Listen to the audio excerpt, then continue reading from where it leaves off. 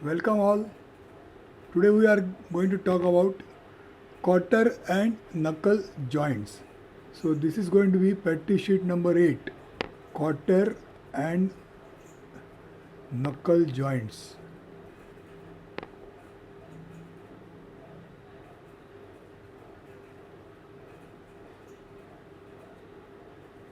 It is also freehand.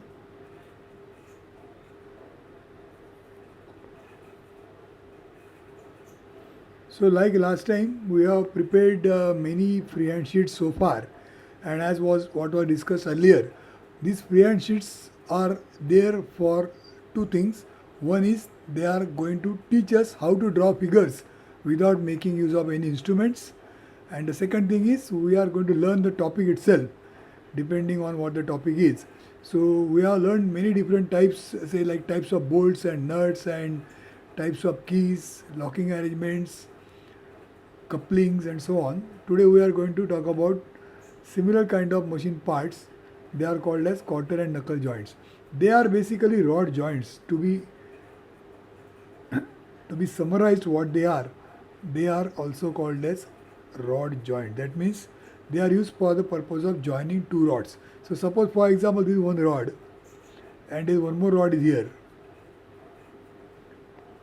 Okay, its length is indefinite. These two ends of the rods we want to connect. Say for example we are connecting two ropes. How do we connect two ropes?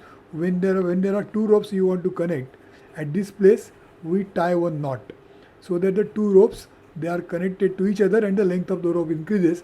Maybe you can use it for the purpose of applying some tension or whatever. So sometimes something similar is required sometimes when you want to join two rods. Now when you join the two rods, the the arrangement that is made at this place is what is shown here.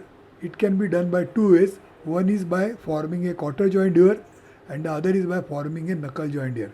There is some difference between the two, although the basic function is to form a rod joint. So let us see how it is done. So we will start with a quarter joint. So the figure that is shown over here, it is representing a typical quarter joint which is called as a socket and spigot type quarter joint. Socket and written here, socket and spigot type quarter joint. Now what is done at this place exactly at the end of the two rods is what is shown over here.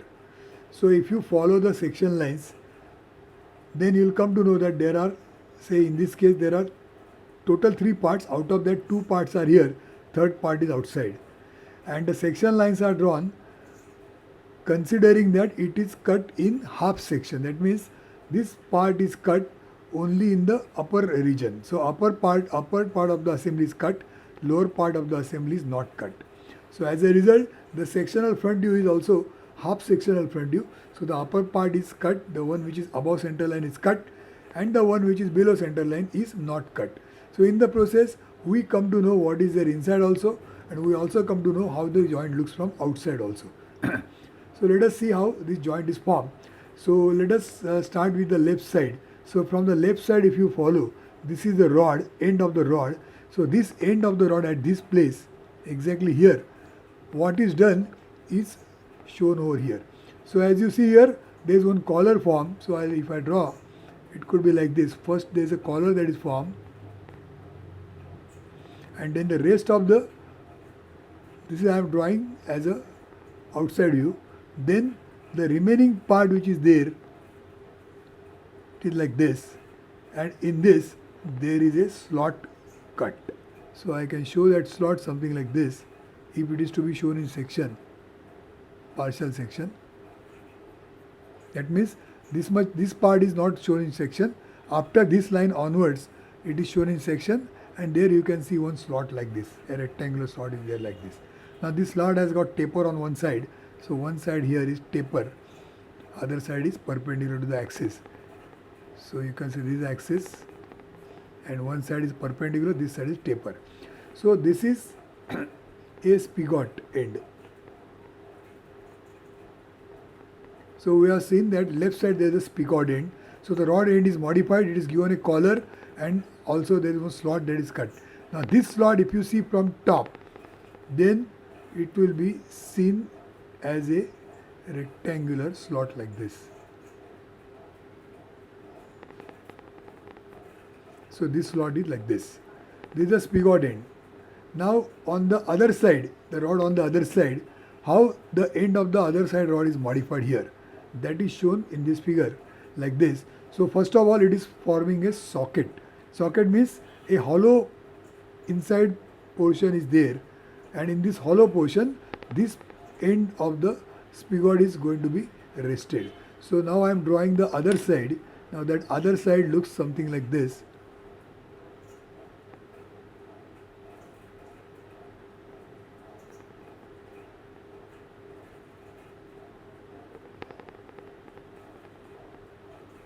And here there is a groove cut like this.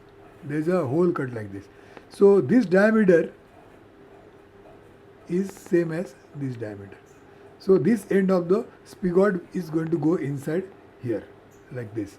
And corresponding to this slot, there is going to be a slot even in the case of this part also. So if I draw this as a section, cut section, it will look like this. So there is a slot cut even in the socket. This is called as a socket. Socket end. So socket end, it has got a cut, it has got a collar also, and it has also got a similar kind of a rectangular groove. So if I draw the other view, maybe you can call it the top view. So in this top view, corresponding to this, there will be a slot here. So like this slot, there is a same size slot over here. Although I have not drawn it same size, that is how it is.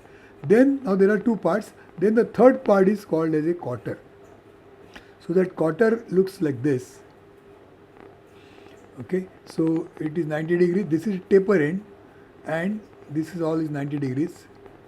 That means this is going to be perpendicular to the axis. This is the axis of the two shafts, and this quarter is going to be now inserted in this slot. So how the assembly is taking place is, this spigot end first of all goes into the socket end. Then this rectangular slot which is there for both these parts, it gets automatically aligned. That means these two lines, they come automatically here. So if I draw, say, these two lines like this, then these two lines will take this position after the assembly, and this collar, this spigot has got this particular collar. So this collar will come and touch here. So the assembly is formed, and then this quarter is put inside the slot. This quarter has got some curvature here and curvature here. Slight curvature is there, you can see here. Now this curvature is given, if you see the side view, then the side view shows this curvature has got some taper given like this. So this is basically for the purpose of taking the hammer blows. This quarter is put inside with the help of hammer blows. So when you are hammering it from top, that time the actual surface, the important surface, and this width of the quarter, that should not get altered because of the hammer blows. If this projection is not there like this, then the hammer blow will directly be coming on this end of the quarter. This is called as quarter, and as a result, this end of the quarter will get flared like this, which we don't want to happen. If there is no projection like this, then the end of the quarter will be flared. Flared means its thickness will increase because of hammering action on both sides, and then it will be difficult to put it again second time. So therefore, such kind of a curvature and some narrow shape is given for taking the hammer blows.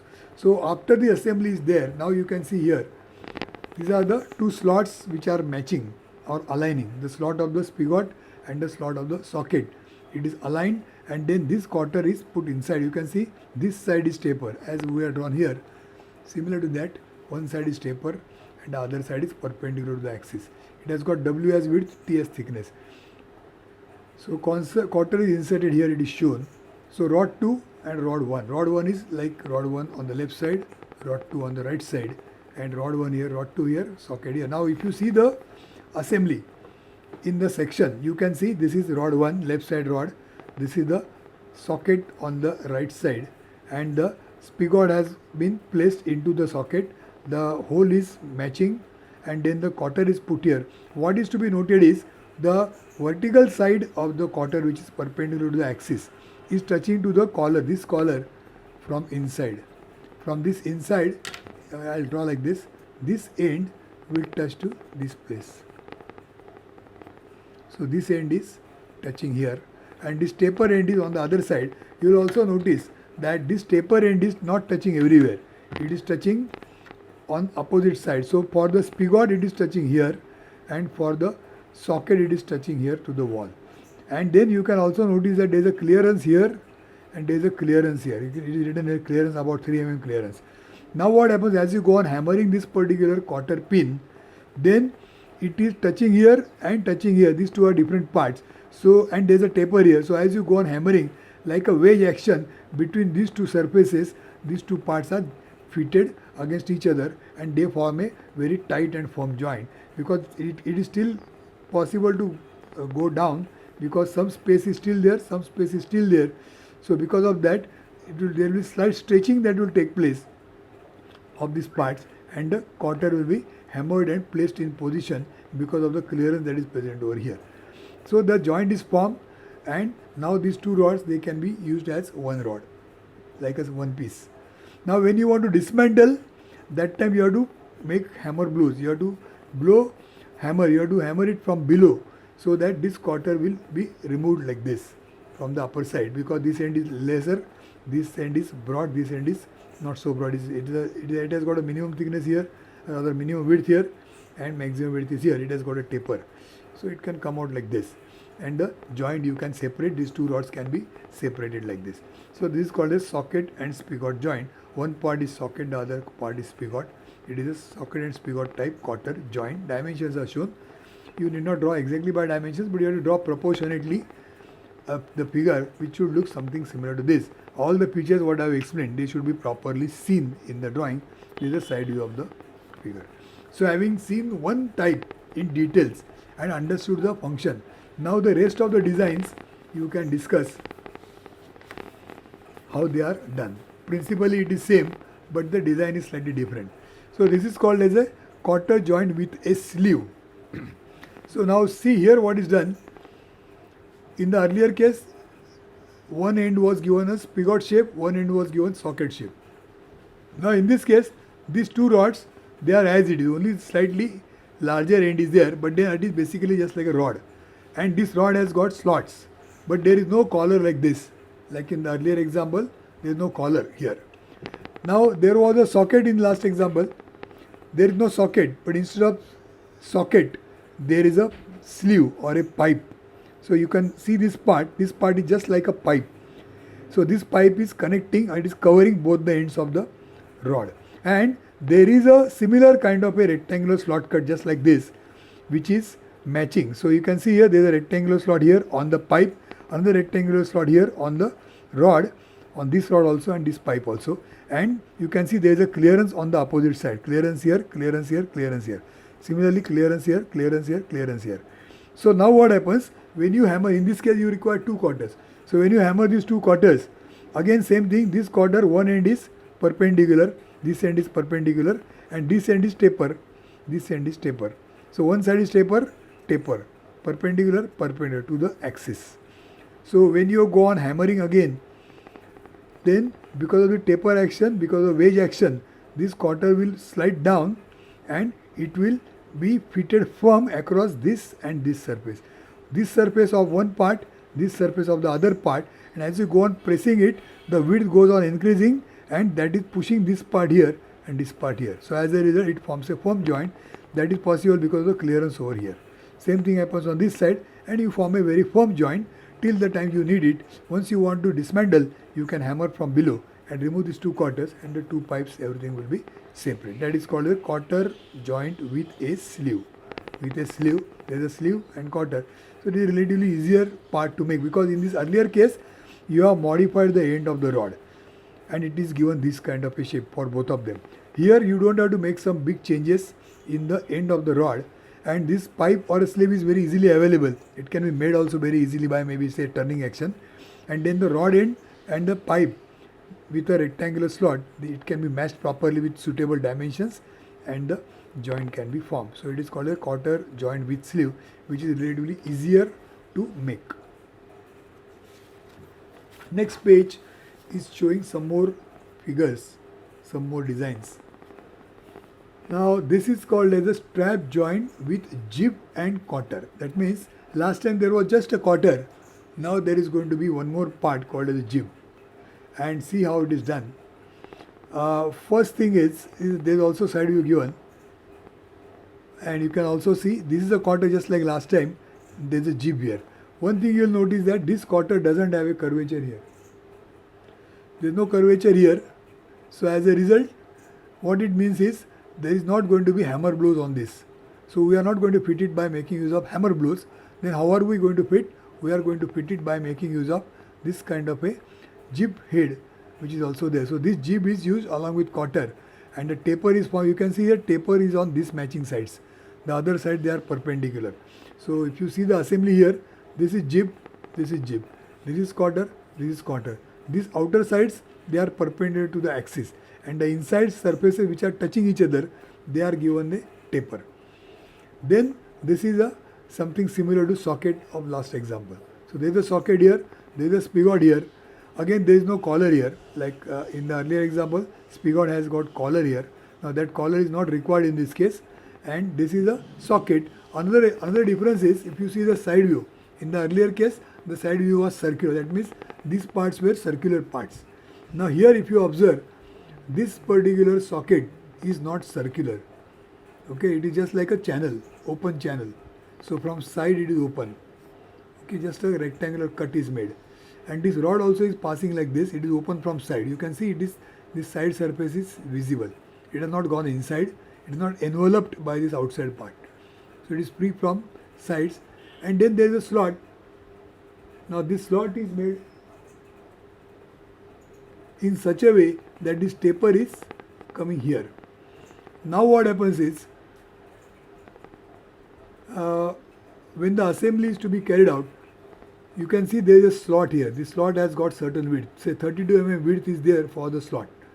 Then what we do is, we are taking quarter here, and before we put quarter, first we put this jib here.